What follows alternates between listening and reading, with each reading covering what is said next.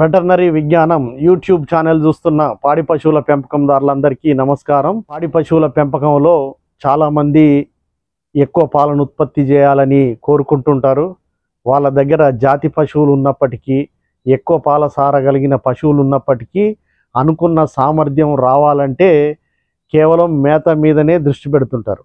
కానీ మేతతో పాటు ఇతర కొన్ని అంశాల మీద కూడా దృష్టి పెడితే పాల సారకు తగ్గట్టు పాల దిగుబడి పొందే అవకాశం ఉంటుంది. లేకపోతే అత్యధిక పాల దిగుబడి ఉన్న పశువులను పెంచినా ప్రయోజనం ఉండదు. 2-3 పశువులు పెంచే రైతులైనా, డైరీ ఫామ్ నిర్వహించే వ్యక్తులైనా కానీ నేను ఒక 5 విషయాలు చెప్తాను.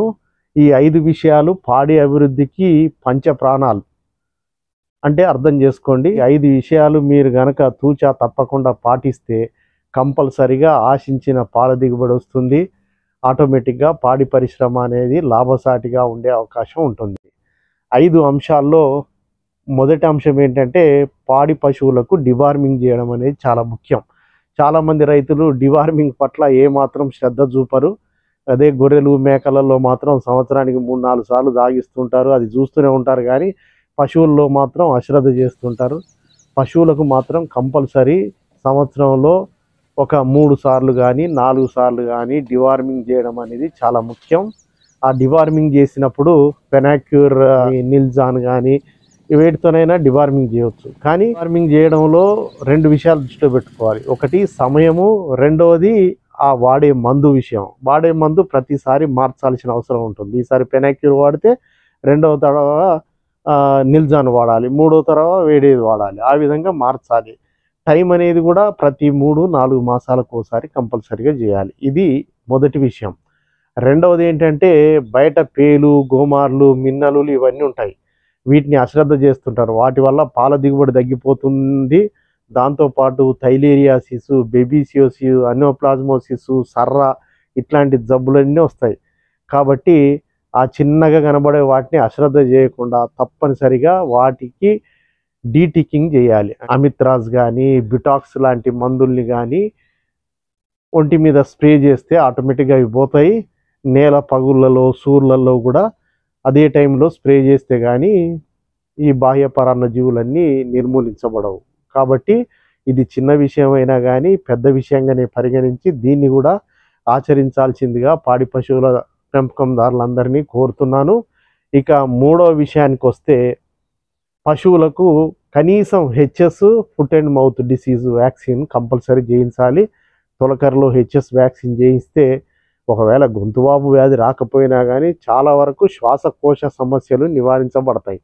ఇక గాలికుంటు వ్యాధి అనేది సంవత్సరానికి ఒకసారి కాదు, ఇప్పుడు సంవత్సరానికి 3 సార్లు చేయాల్సిన అవసరం ఉంది. గాలికుంటు వ్యాధి వస్తే మీ అందరికీ తెలిసిందే, గిట్టల మధ్యలో పుండ్లు, నోట్లో పుండ్లు, ఆ డ్రెస్సింగ్కే తల ప్రాంతం వస్తుంది. తిరిగి కోలుకోవడానికి, తిరిగి పాలల్లోకి రావడానికి చాలా కష్టమవుతుందనే విషయం మీ అందరికీ తెలిసిందే. కాబట్టి రాకముందే ఫుట్ అండ్ మౌత్ వ్యాక్సిన్కు సంవత్సరానికి 3 సార్లు టీకాలు చేయించాలి. గొంతు వాపు వ్యాధి రాకుండా, గురక వ్యాధి రాకుండా ఒకసారి టీకాలు చేయించడం చాలా మంచిది. 4వ అంశం ఏంటంటే ఖనిజ లవణాల మిశ్రమం వాడడం. ఖనిజ లవణ మిశ్రమము ఒక స్టాండర్డ్ కంపెనీ తీసుకొని సంవత్సరం మొత్తం వాడాలి.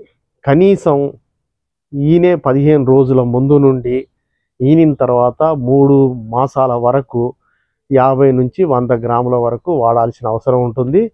దీంతో పాటు అత్యధిక పాలిచ్చే వాటికి బైపాస్ ఫ్యాట్, బైపాస్ ప్రోటీన్ లాంటివి కూడా వాడాలి. ఇక చివరి అంశానికి వస్తే పొదుగువాపు వ్యాధి అనేది చాలా దారుణమైన జబ్బు, మీ అందరికీ తెలిసిందే. పొదుగువాపు వ్యాధి వచ్చినాక ఎంతగా ఆర్థికంగా నష్టం కలుగుతుందో కనీసం ఒక్కసారైనా చూసే ఉంటారు అనుభవం ఉన్న రైతులు. ఈ వ్యాధి రాకుండా కేవలం ఒక 3-4 విషయాల్లో, ఖర్చు లేని విషయాలు ఇవి, వాటిల్లో శ్రద్ధ తీసుకుంటే సరిపోతుంది. పాలు బితకగానే 1% పొటాషియం పరమాంగనేట్ ద్రావణాన్ని ఒక గ్లాసులో తీసుకొని 4 రొమ్ములు వాటిల్లో ముంచాలి. ఆ విధంగా చేస్తే 90% పొదుగువాపు రాకుండా ఉంటుంది.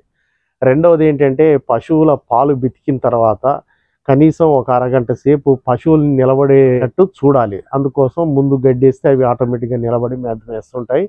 ఈ లోపల సన్ను రంధ్రాలన్నీ మూసుకొని పోయి సూక్ష్మజీవులు నేల నుంచి పొదుగులోకి వెళ్ళే అవకాశం తగ్గుతుంది.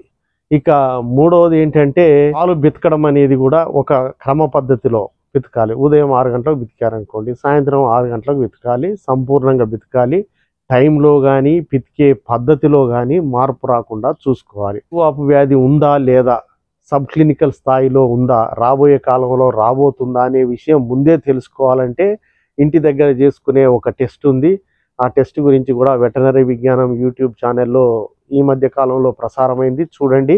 ఆ సర్ఫ్ టెస్ట్ని కనుక మీరే స్వయంగా చేసుకుంటే పొదుగువాపు ఉన్న వ్యాధిని వెంటనే గుర్తించి ట్రీట్మెంట్ చేయిస్తే తక్కువ ఖర్చుతో అయిపోతుంది, తొందరగా రికవర్ అవుతుంది, చాలా బాగుంటుంది. కాబట్టి ఇప్పుడు చెప్పుకున్నటువంటి ఈ 5 అంశాలు అనేది పాడి పరిశ్రమకు పంచి ప్రాణాలు. కాబట్టి ఈ 5 విషయాల్లో రైతులందరూ శ్రద్ధ తీసుకోవాల్సిందిగా కోరుతున్నాను. చాలామంది ఇప్పటికే ఈ విషయాల్లో శ్రద్ధ తీసుకుంటూ ఉండొచ్చు, కానీ మీరు ఇవి విన్న తర్వాత ఏవి చేస్తున్నారు లేదు అనేది, ఏ పద్ధతి ప్రకారం చేస్తున్నారు, టైం ఫాలో అవుతున్నారా లేదా అనే విషయం గురించి కూడా ఒక్కసారి ఆలోచించండి. వాడి మీద ఆధారపడే మీకు ఈ 5 పడతాయని అనుకుంటూ అందరికీ ధన్యవాదాలు.